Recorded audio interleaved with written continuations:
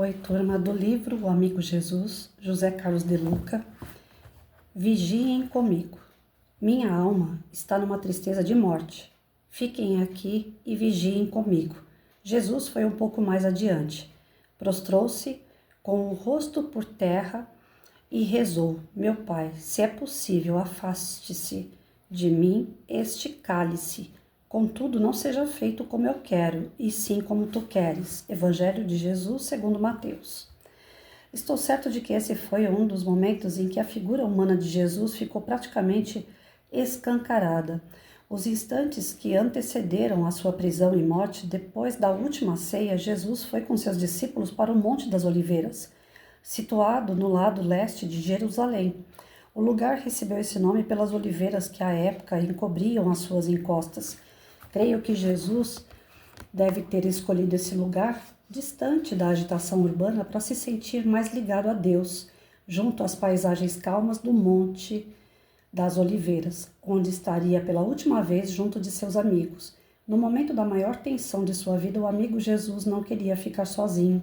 Ele buscou o encontro com Deus junto à natureza, mas não dispensou o calor da amizade de seus discípulos.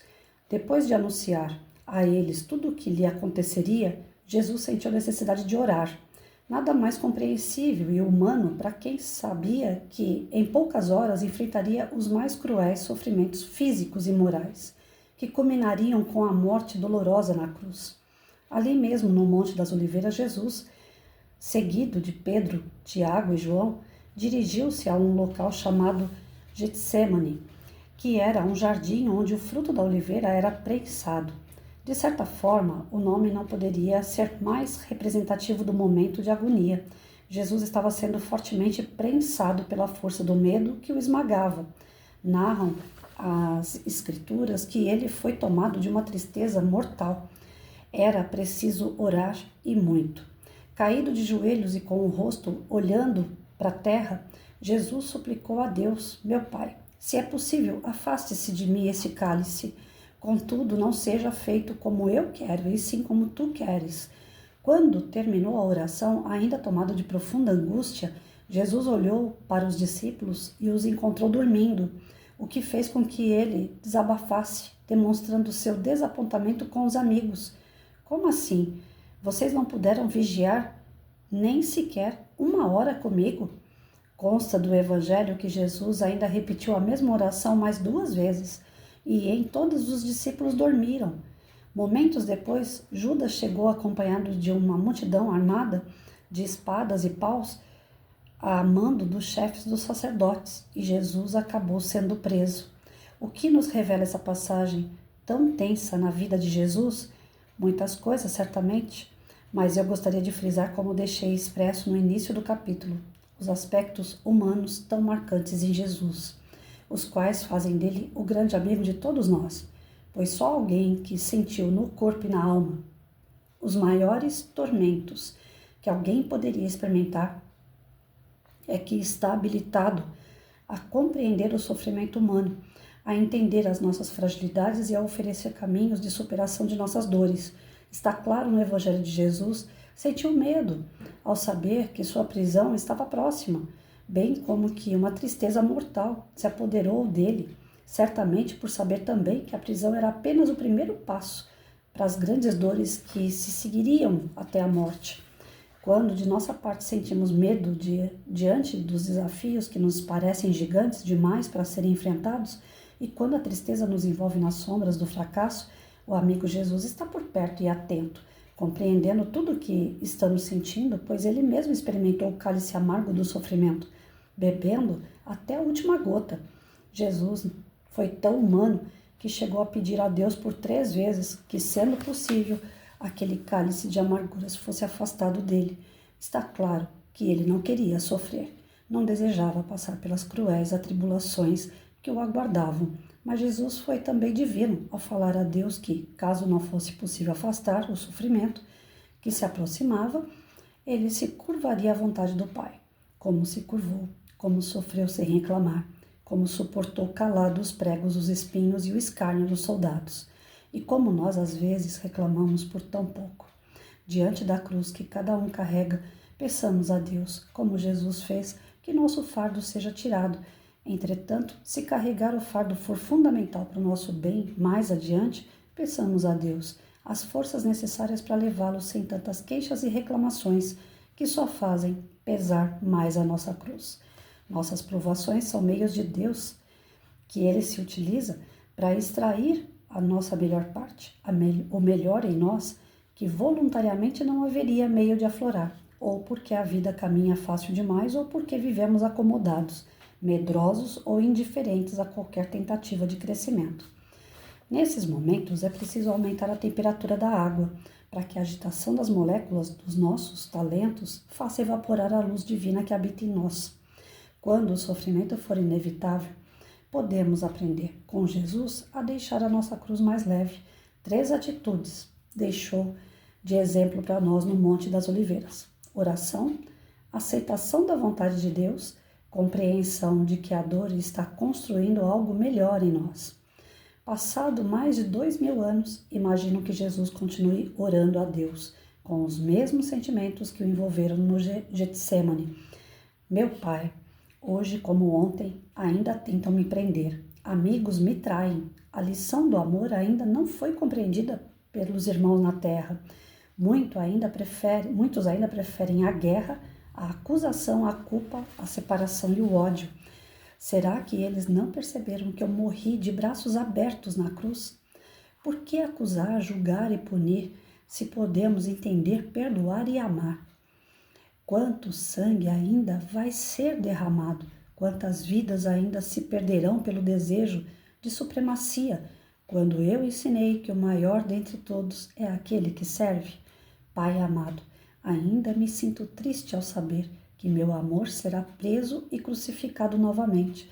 O choro, lágrimas de suor e sangue, ao ver nações guerreando entre si, ao ver filhos matando pais, ao observar lares esfacelados pelo egoísmo. Sofro ao enxergar homens do poder governando no interesse próprio, em detrimento de milhares de criaturas que estão morrendo sem as mínimas condições de sobrevivência. O amor continua dependurado na cruz, Pai. Pai querido, a minha maior tristeza, porém, não é ver todas essas coisas sendo cometidas por homens que ainda não se tornaram meus amigos. A minha dor maior é ver que meus amigos não estão vigiando comigo, tal qual aconteceu no Jardim das Oliveiras. Amigos que já me conhecem, que pronunciam meu nome, que pedem meu socorro, que sabem e ensinam aos outros as minhas lições, mas que continuam omissos diante de tanto desamor na face da terra. Eu não desejo que eles sejam heroicamente assassinados na cruz, como eu, mas que eles não matem o amor em suas vidas, que não abafem o amor em seus relacionamentos, em seus lares, em suas profissões e nos templos de fé, e onde buscam o contato do alto.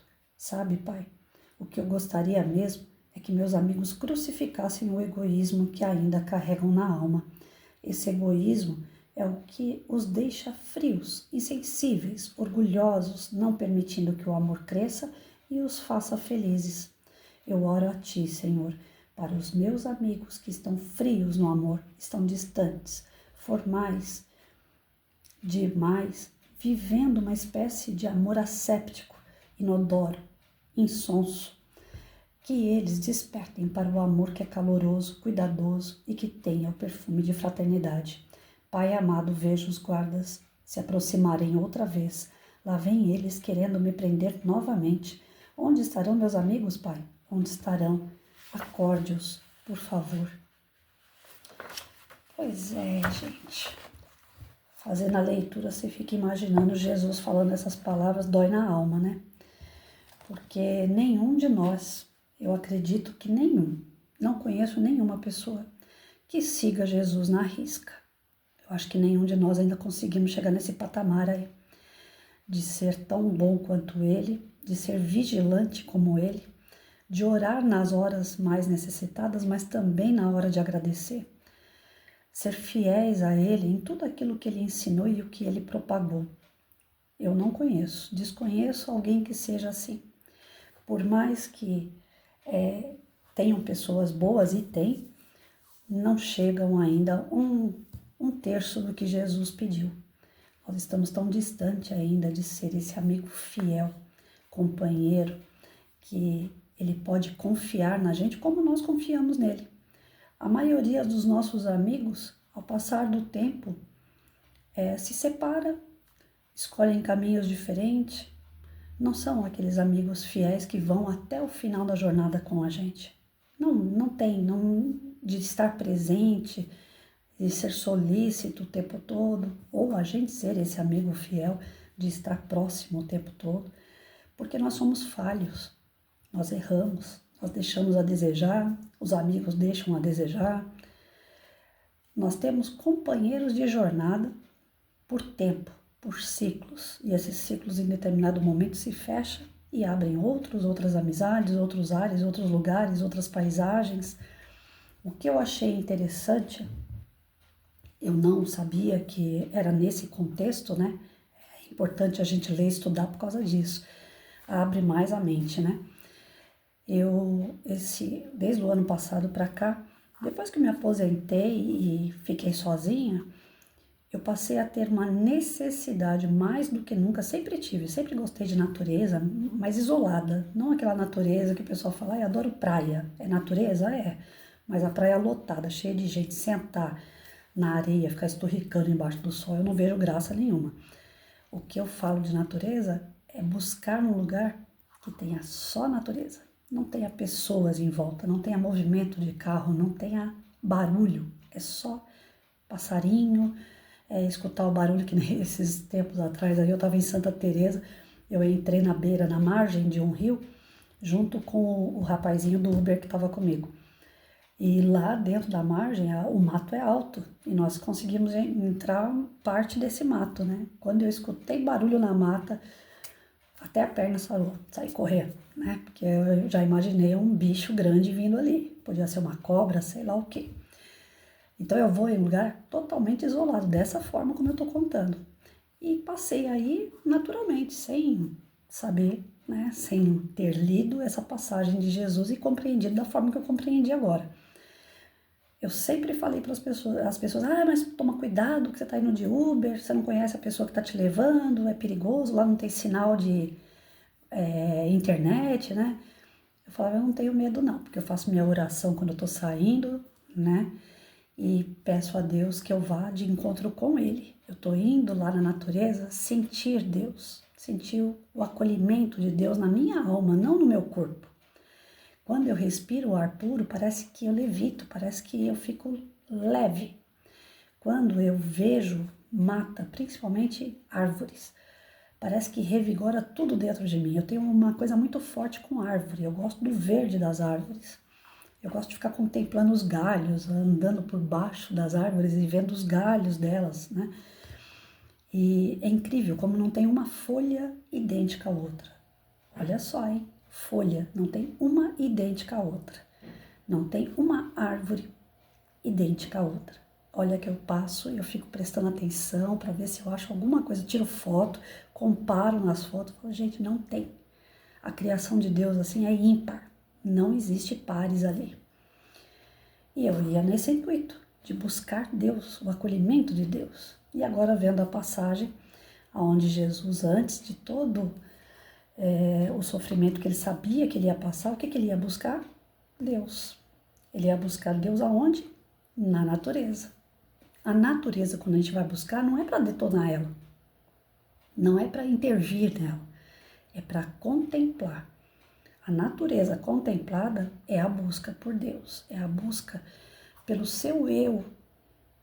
As primeiras vezes que eu fui, né, o motorista ele estranha, porque eu falo para o motorista o seguinte, eu vou sentar lá atrás, né, como se pega um ônibus, você não sai conversando com o motorista no ônibus, então a mesma coisa o Uber.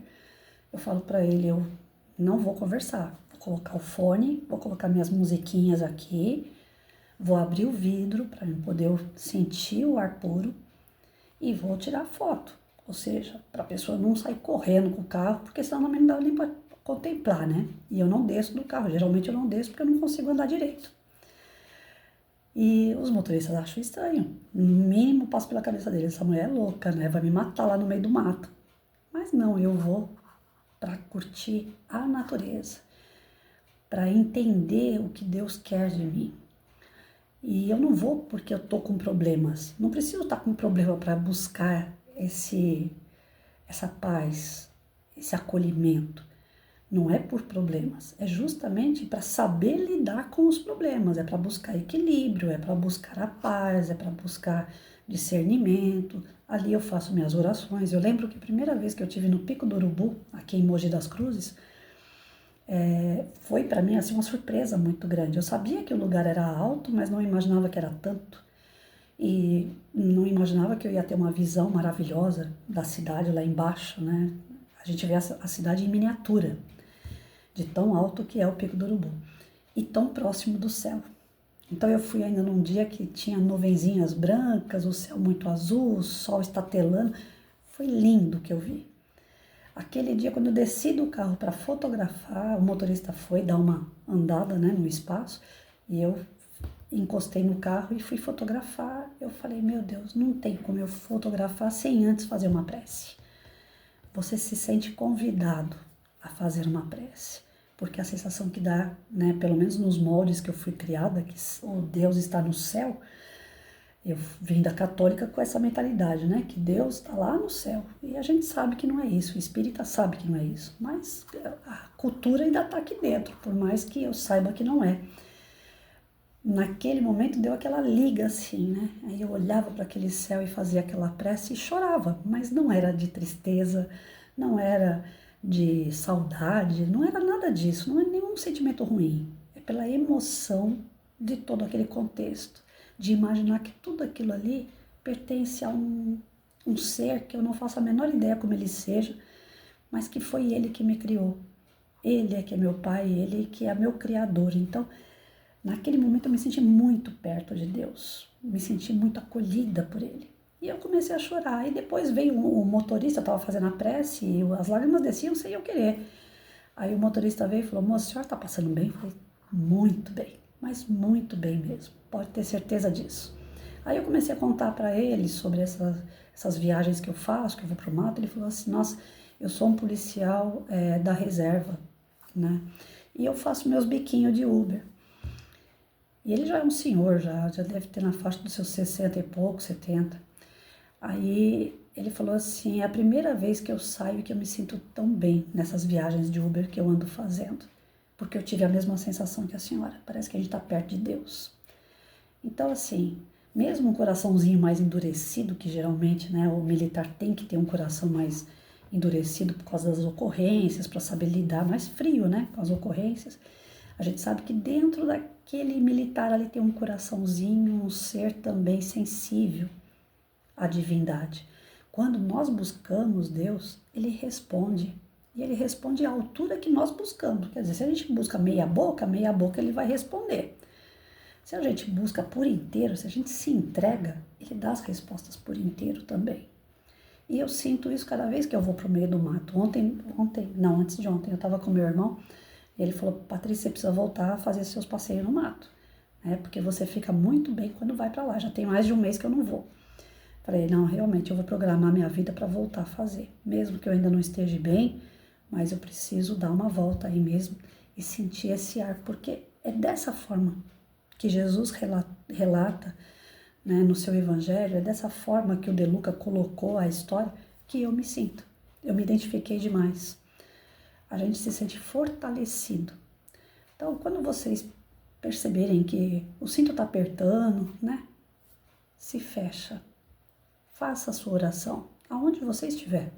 Se tiver a possibilidade de prevenir, de se equilibrar antes das situações ocorrerem, faça isso. Vai dar uma volta, vai procurar um rio, uma cascata, uma cachoeira, uma represa.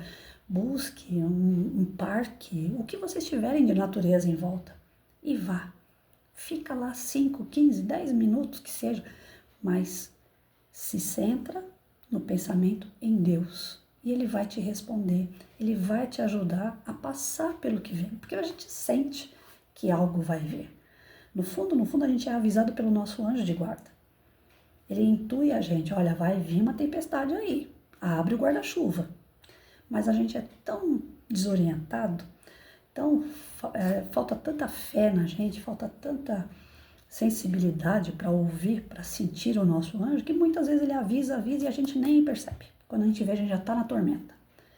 Procurem se ligar diretamente ao teu anjo de guarda. Converse com ele. Peça a ele proteção, mas peça para que ele te cutuque na hora que está para acontecer alguma coisa, para você ficar em alerta. Mas esteja preparado para ficar em alerta, porque sabe aquela coisa? Eu durmo com meu celular ligado. Eu tenho meu irmão que mora sozinho, eu tenho meu filho que mora sozinho, meus amigos que às vezes precisam de mim. Então eu deixo meu telefone ligado a noite inteira. Só que eu me desligo atenta. Se o telefone tocar, eu vou acordar. Sabe quando você faz isso? É desse jeito que tem que ser conduzida a nossa vida. Eu vou me desligar das coisas ruins, eu vou me desligar daquela paranoia que vai acontecer, que o pior tá por vir. Vou me desligar. Mas isso não significa que eu não vou estar atenta. Eu vou ficar atenta, vou ficar com uma luzinha acesa aqui, né, bipando. Na hora que der mesmo o sinal, eu já sei o que fazer. Nós temos que estar vigilantes e atentos. Isso daí é o tempo todo. Jesus disse para a gente orar e vigiar o tempo todo. E quando diz vigiar, não é vigiar o externo. Não é vigiar se vai chover, se vai dar trovoada, previsão do tempo para daqui a 15 dias. Não. É vigilante aqui e agora. O que está acontecendo aqui e agora? Eu tenho que acordar vigilante. E aí? Né? Tô tranquila na minha casa, tô em paz, mas tô vigilante, eu tô ouvindo a rua. Se caso acontece qualquer coisa lá na rua, eu tô vigilante, eu sei para onde que eu vou correr. Se eu vou para a janela, se eu vou para a porta, é assim. Vigilante é você ter solução mediante um problema iminente, que nós estamos num planetinha de prova e expiação. Problemas vão surgir o tempo todo. E a gente tem que estar vigilante para saber resolver, como resolver. E vigilantes para não criar mais problemas, principalmente para isso, porque geralmente a gente cria muito problema que não estava ali no nosso roteirinho, através do livre-arbítrio mal utilizado. Aí depois senta e chora. Eu faço isso direto, estou falando porque eu estou de carteirinha nisso. Muitas coisas que eu faço, eu falo depois, poxa, podia ter feito diferente. Aí já foi. Aí você tem que arcar com as consequências do que você fez e não fez direito, porque não estava vigilante. Então vamos buscar a natureza, vamos buscar Deus, vamos buscar as orações. Nós temos esse recurso para nos fortalecer, nos proteger, nos ajudar a resolver as situações e evitar outras que vêm através desse mau uso que nós fazemos do nosso livre-arbítrio.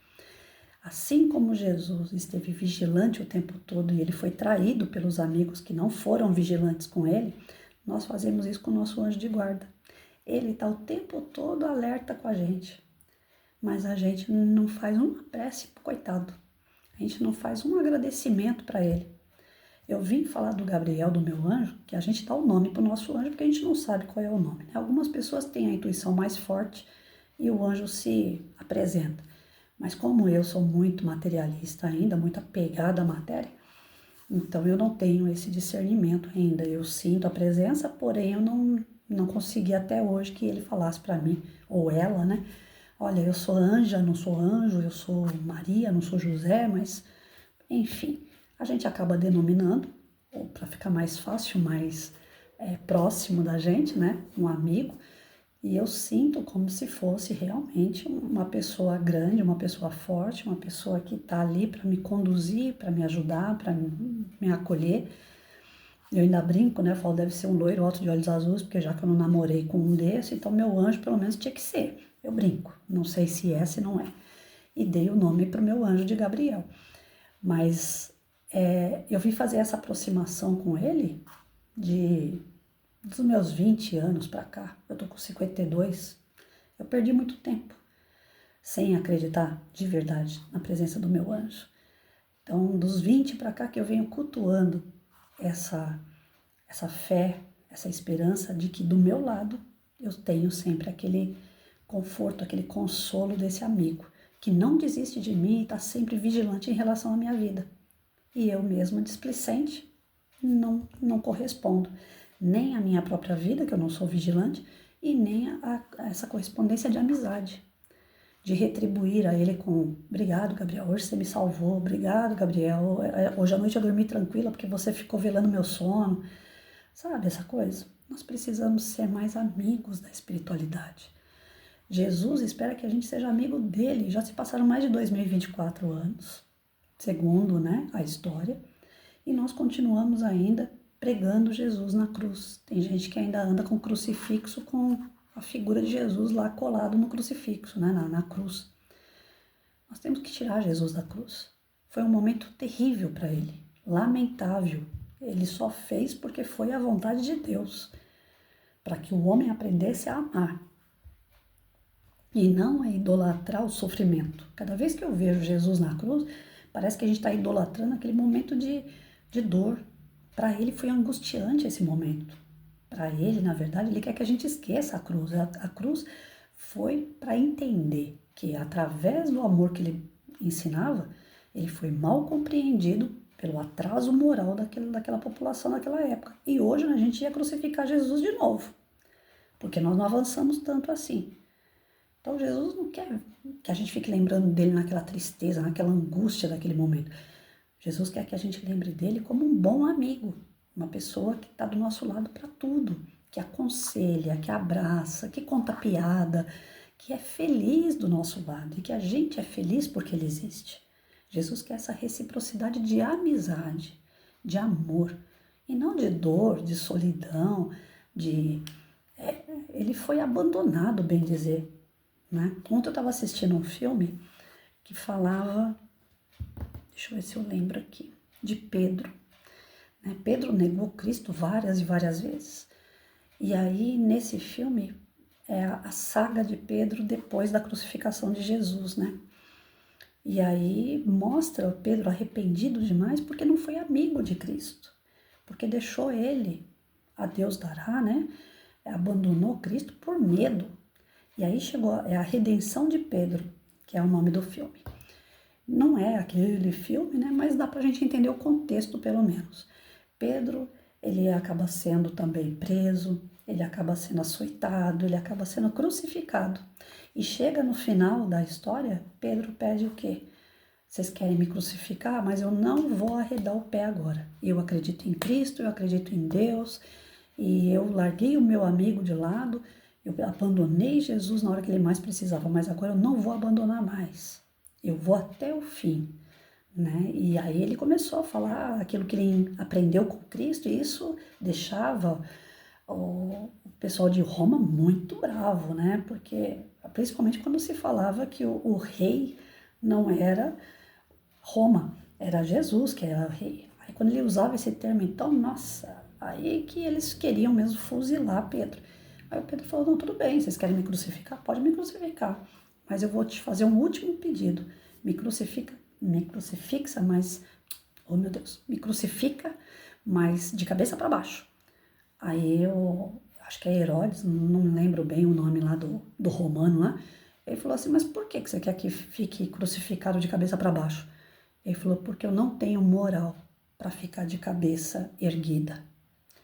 Eu abandonei meu amigo, eu abandonei Jesus. Eu não sou digno de ser crucificado como ele foi, de cabeça erguida. Eu tenho que ir de cabeça para baixo, porque eu fui covarde. Mas eu me redimi, que é onde fala da redenção, né? Eu me redimi dos meus erros. Eu não aceito mais errar. Daqui por diante, eu sou amigo de Jesus.